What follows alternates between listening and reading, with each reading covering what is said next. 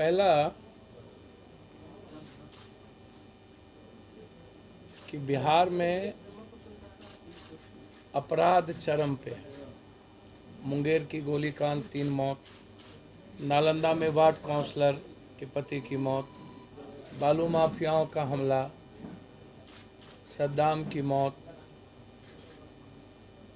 बेटियों को बचाने में मां की मौत, छेड़खानी में बेटियों पर गोली, बीजेपी के नेता क्रिमिनल का विरोध किया विनय बिहारी तो उनकी मौत, लगातार मौत ही मौत।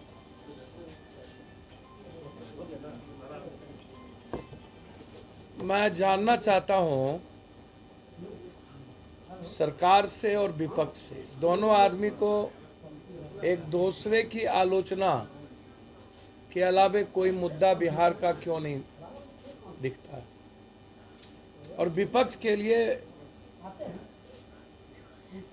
इतना मुद्दाहीन विपक्ष मैंने जीवन में नहीं देखा।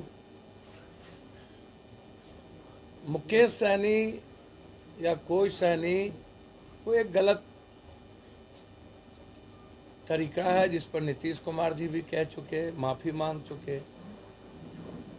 अब जिस तरीके से नीतीश कुमार जी का इस्तीफा, अरे भाई बालू माफिया पर क्यों नहीं बोलते हो, जो दोनों आदमी मिल करके खेल खेल रहे हैं बिहार में। बालू माफियाओं में विपक्ष की मुंह इसलिए नहीं खुलती है कि आधा शेयर विपक्ष के पैसे का है।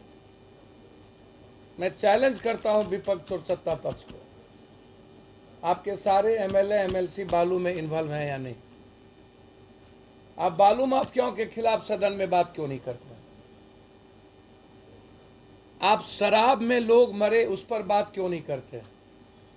देवेंद्र वर्मा की हत्या, मर्डर कर दिया गया, एक विधायक उसमें इन्वॉल्व है, उस पर आप बात क्यों नहीं करते?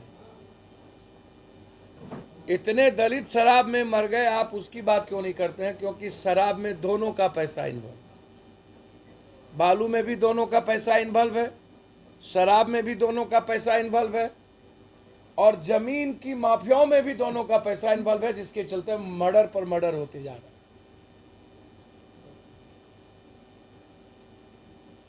कोई गलती से कोई भूल हो जाए या नहीं जानकारी हो और वो क्षमा मांग ले, माफी मांग ले, इससे कोई बिहार या देश प्रभावित नहीं हो रहा था। जिन मुद्दों से प्रभावित हो रहा है, सदन में एक बार भी रुपेश हत्याकांड का मामला क्यों नहीं उठा? सभी लोग गए उसके घर पे, उनकी पत्नी सीबीआई इंक्वायरी की मांग कर रही है और हमारी पार्टी भी सीबीआई इंक्वायरी की मांग कर रही है। हमने पत्र लिख करके बहुत पहले ही भेजा था कि रुपेश की मौत की घटना सीबीआई इंक्वायरी से हो, ताकि बड़ी मछली और सारे नेता और माफियाओं का तंत्र खुले। क्या सरकार सीबीआई इंक्वायरी कराएगी? ये मामला अब सरकार कहती है कि मैं ईडी से बाहर जो भेज रहे हैं, अरे सरकार से मेरा डिमांड है, पहले ईडी के द्वारा पदाधिकारियों का संपत्ति जब्त कीजिए ना, जो शराब से अकूट पैसा कमाया है, और नेताओं का। मैं चाहता हूं पहले उसकी ईडी, आप कह रहे हैं कि मैं ईडी से जब छाप करूंगा, तो भैया नेता और पदाधिकारी को जो अकूट पैसे मिल रहे हैं उनकी संपत्ति की जांच क्यों नहीं हो रही? जो माफिया पूरा का पूरा, अब डेडलाइन नीतीश कुमार जी बोल नहीं रहे हैं, 5 साल हो गए, 50,000 करोड़ से ज्यादा का पैरेलल इकोनॉमी चल रही है, और उस पर डेडलाइन नहीं बोलेंगे, हम डेली रिव्यू कर रहे हैं। नीतीश कुमार जी, इच्छा शक्ति जगाइए ना, आपके पदाधिकारी आकंठ डूबे हुए हैं।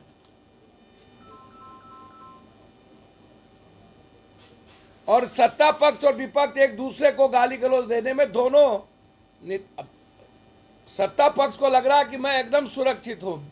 बेसिक मुद्दा 19 लाख का पलायन का ये उठ ही नहीं रहा है।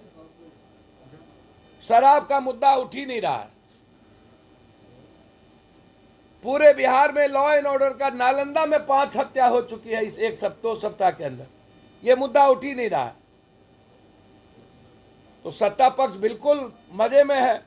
मुद्दा ऐसे है जिससे सरकार ही नहीं है किसी चीजों।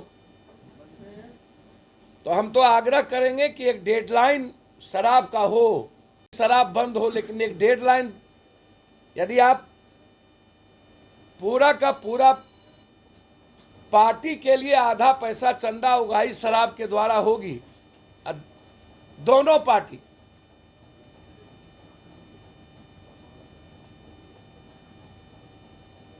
और जो सजा की बात नीतीश कुमार जी करते हैं, मेरा उसमें था कि आपने कहा था कि एसपी, डीएम, डीएसपी सभी लोग सस्पेंड होंगे, एक बार भी नहीं हुआ। और 6 महीने की बात आपने की थी कि 6 महीने के अंदर सजा का प्रावधान होगा।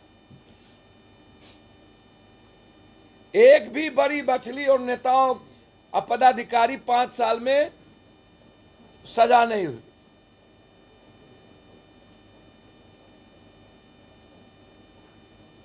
तो हम सरकार से अपराध का डेडलाइन क्या होगा ये भी सरकार दे दे, शराब का डेडलाइन क्या होगा ये भी सरकार बता दे, और रुपेश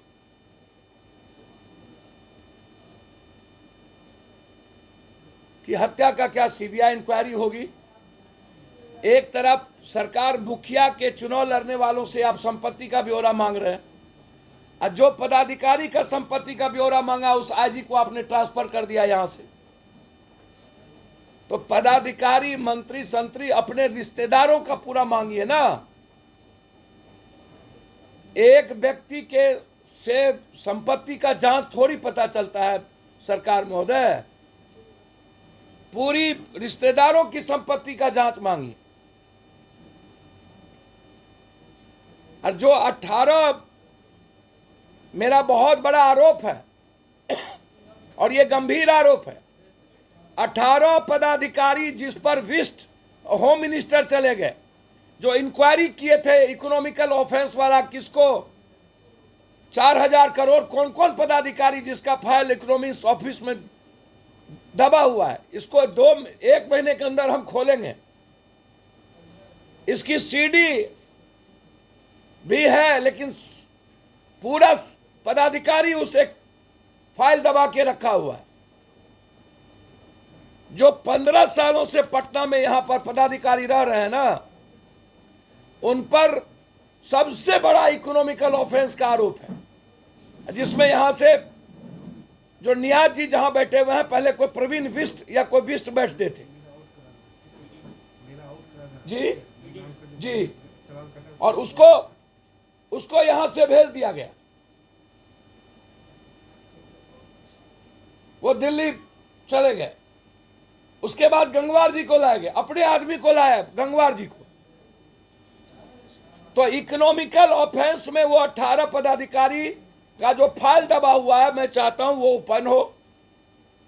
संपत्ति का जांच मुखिया से नहीं ना, ऊपर से ना, सत्ता पक्ष विपक्ष सब से ना। और दूसरी और अंतिम बात, जब मुकेश सहनी का सवाल उठा तो विपक्ष से जानना चाहूंगा, गिरिराज जी बोले हैं लाठी से मारो। बड़े मियां तो बड़े मियां, छोटे मियां सुहान अल्लाह। सरकार उन्हीं की लाठी से वही मार रहे हैं पदाधिकारी को।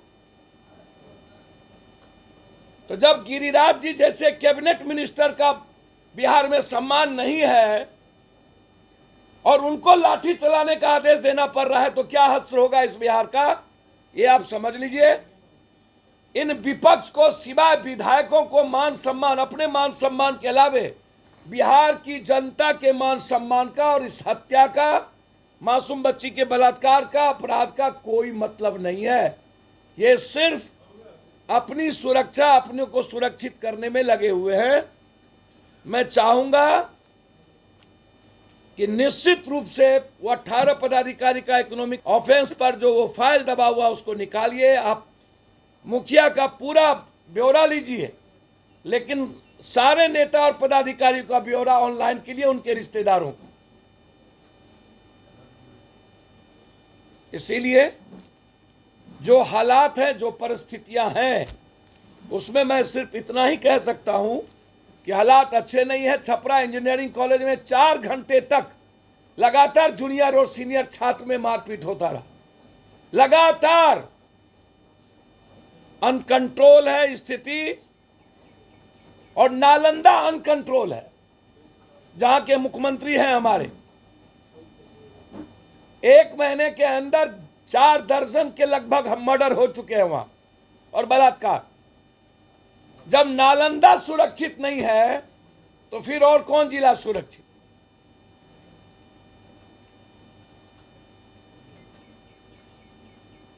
इसीलिए मैं बड़ी करबद्ध आग्रह करूंगा कि इस बिहार को बचाइए, और विपक्ष से आग्रह करेंगे कि शराब माफिया, बालू और शराब पर बोलने के पहले अपना अपना ब्लड जांच करा लीजिए। और खास तौर पर मैं आग्रह करूंगा विपक्ष के सारे नेताओं से कि अपना अपना ब्लड जरूर जांच कराइए कि शराब कितने दिन पहले पिए हैं और कितना पहले छोड़ दिए। यदि इस बिहार के एक एक थानेदार का आप ब्लड जांच कराइए तो कोई रात नहीं होगा, लगभग 80% थानेदार डेली दारू पीता है। थाना में बैठा हुआ एक एक लोग डेली दारू पीता है। अधिकारी को बड़े बड़े स्कॉच आते हैं, उनके जांच पहले। नीतीश जी, यदि आप शराब पर गंभीर हैं तो बिहार के सत्ता पक्ष और विपक्ष के नेता के साथ साथ पदाधिकारी और थाना का ब्लड सैंपल लेकर के जांच कराइए। आपको पता चल जाएगा कि पूरा बिहार आकंठ शराब में डूबा हुआ है। सिर्फ बोलने से नहीं होगा। और रुपेश की पत्नी को न्याय मिले, इसका हम मांग करते हैं हर परिस्थिति। और गिरिराज जी से पता चल गया कि बिहार में कोई लॉ एंड ऑर्डर नहीं है, खुद डरे हुए हैं गिरिराज जी, और बेचारे को कोई सुनने वाला नहीं। सरकार उनकी है, उस बेचारे की कोई सुनने वाला नहीं। इतना वीर बहादुर जो पाकिस्तान को चुनौती देते हैं, उसको बेगूसराय में ही कोई नहीं सुन रहा है। तो भैया पहले बेगूसराय को सुनवा लीजिए, तब पाकिस्तान से लड़िएगा, बड़ी कृपा होगी। बहुत बहुत धन्यवाद।